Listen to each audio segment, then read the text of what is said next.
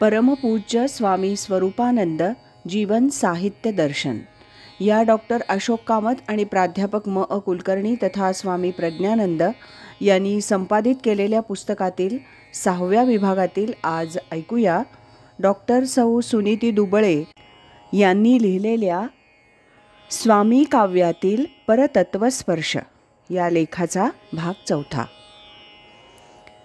ध्यान साधना करणाऱ्या साधकाला अगदी नेमकं मार्गदर्शन करताना ते म्हणतात, होता सोहम भजनी तन्मय एकवटोनी ज्ञाता ज्ञेय येई आत्मसुखाचा प्रत्यय अतींद्रिय स्वभावेचे.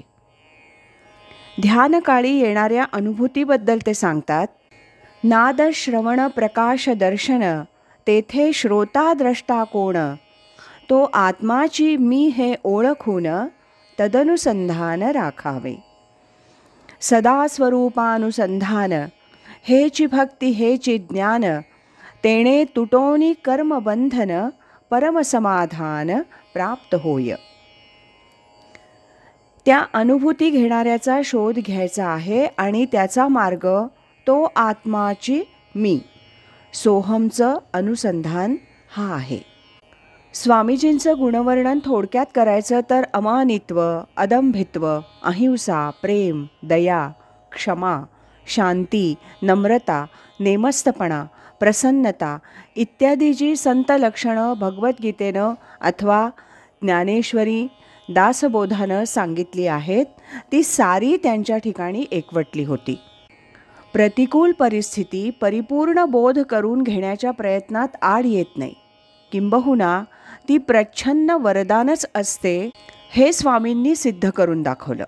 त्यामुळं परिस्थिती अनुकूल असती तर आम्ही अधिक साधना करू शकलो असतो असं वाटणं ही निव्वळ भ्रांती आहे हे लक्षात येतं.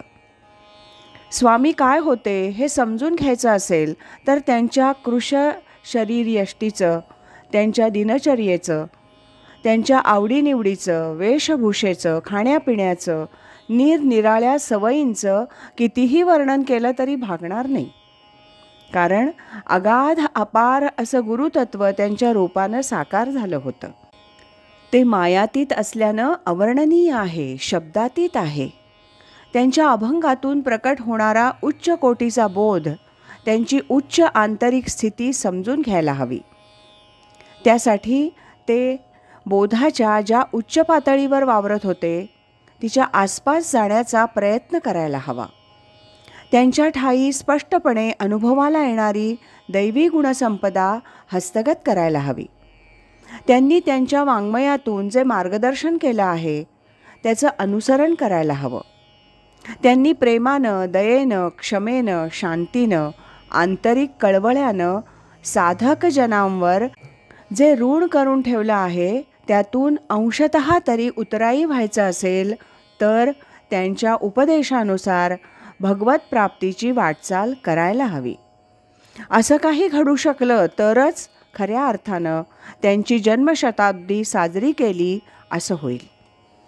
त्यासाठी त्यांनाच प्रार्थना करायला हवी की आपली कृपा असू द्या. आपल्या कृपाबळानं तृणाच्याही अंगी वज्राचं सामर्थ्य येऊ शकेल. आत्मबोध करून घेण्यासाठी तसं सामर्थ्य द्या. उपनिषदकाली हाऊ हाऊ म्हणत भगवंताच्या पादपद्मी रंगलेल्या ऋषीवरांच्या वृत्तीचं अवतरण साधक विश्वात पुन्हा एकदा होऊ द्या. सच्चिदानंद श्रीहरीचं लावण्यरूप पाहता पाहता तन्मयता येऊ द्या. जन्मोजन्मीचं पुण्य फळाला येतं तेव्हा स्वामी महाराजांसारखे अवतारी महापुरुष भेटत असतात. प्रत्यक्ष अथवा ग्रंथरूपानं बोध करत असतात. जो आनंद निर्भर जीवनाचा मार्ग ते दाखवत असतात त्या मार्गानं वाटचाल करून मत्सर द्वेषरहित, स्पर्धा असूया यापासून अलिप्त असं सुखरूप जीवन करून टाकण्याचा निश्चय केला तर स्वामींना खरी आदरांजली वाहिली जाईल. निःश्रेयसाच्या पायावर अभ्युदयाची उभारणी केलेली अनेकानेक जीवनं जेव्हा बहरतील तेव्हाच खरी सार्थकता लाभेल आणि जन्मशताब्दी साजरी केल्याचं खरं समाधान लाभू शकेल. याबरोबरच डॉक्टर सौ सुनीती दुबळे यांनी लिहिलेल्या स्वामी काव्यातील परतत्वस्पर्श या लेखाचं वाचन आता समाप्त होत आहे.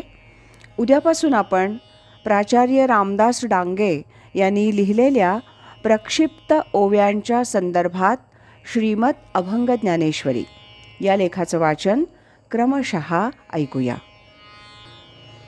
स्वामी माझा निरंजन, तोची सर्वा अधिष्ठान, अधिष्ठानी ब्रह्मानंद, श्री स्वामी स्वरूपानंद. श्रीमद सच्चिदानंद सद्गुरु श्री स्वामी स्वरूपानंद महाराज की जय. हरि ओम तत्सत.